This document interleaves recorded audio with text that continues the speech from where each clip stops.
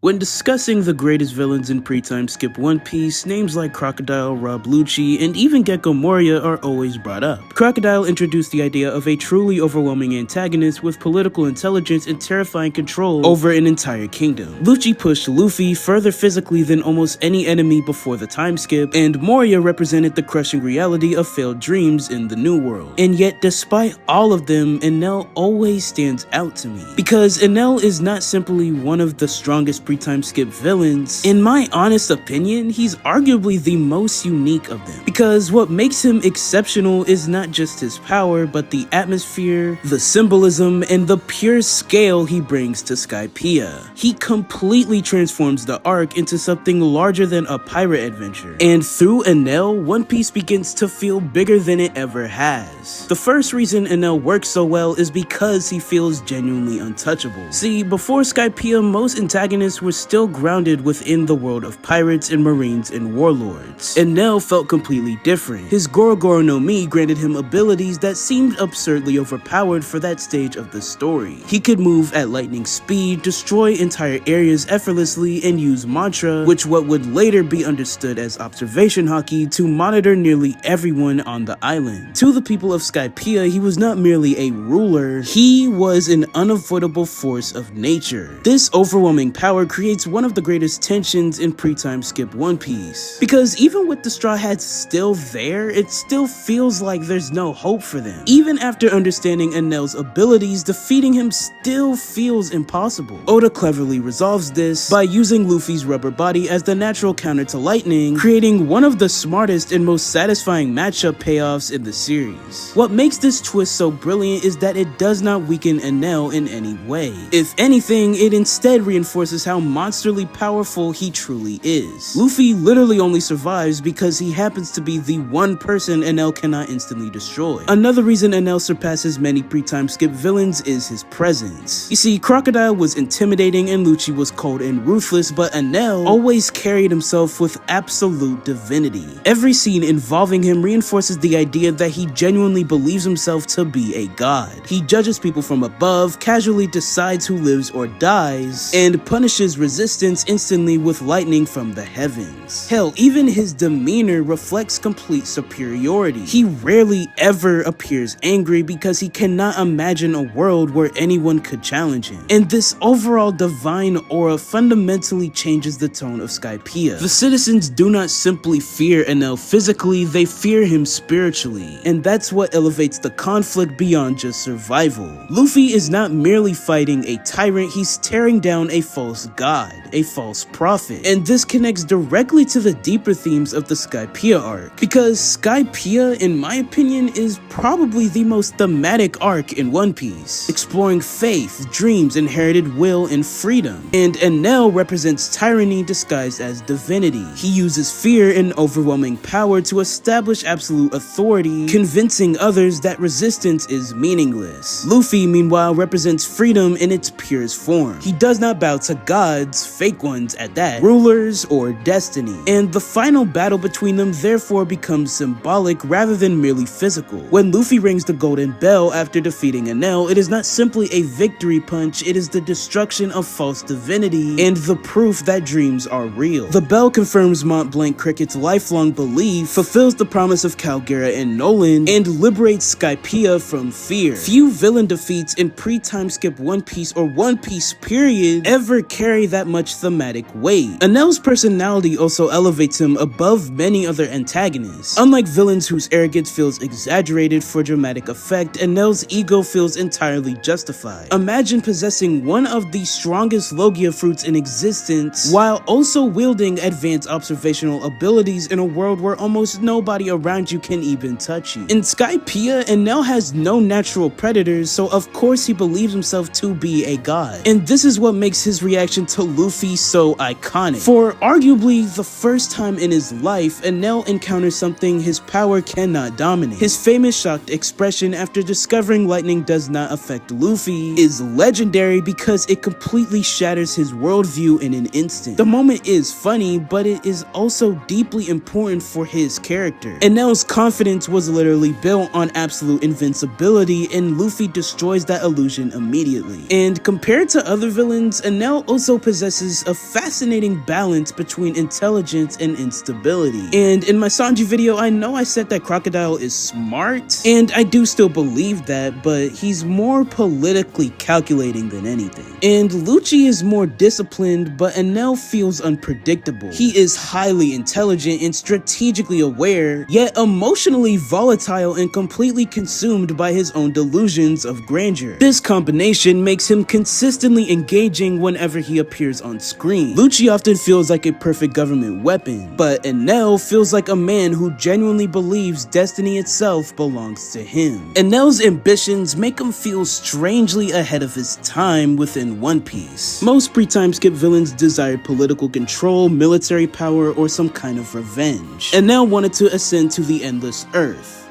or the moon.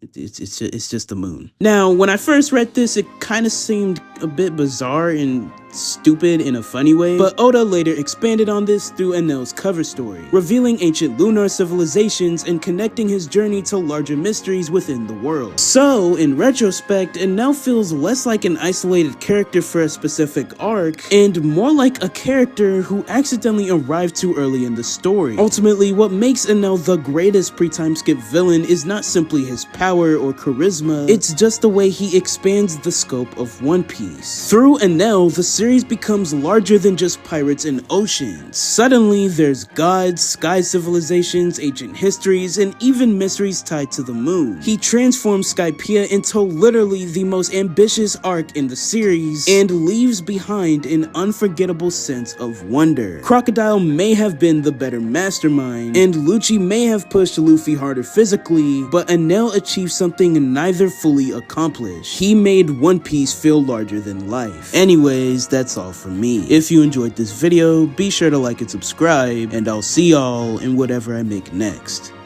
Peace.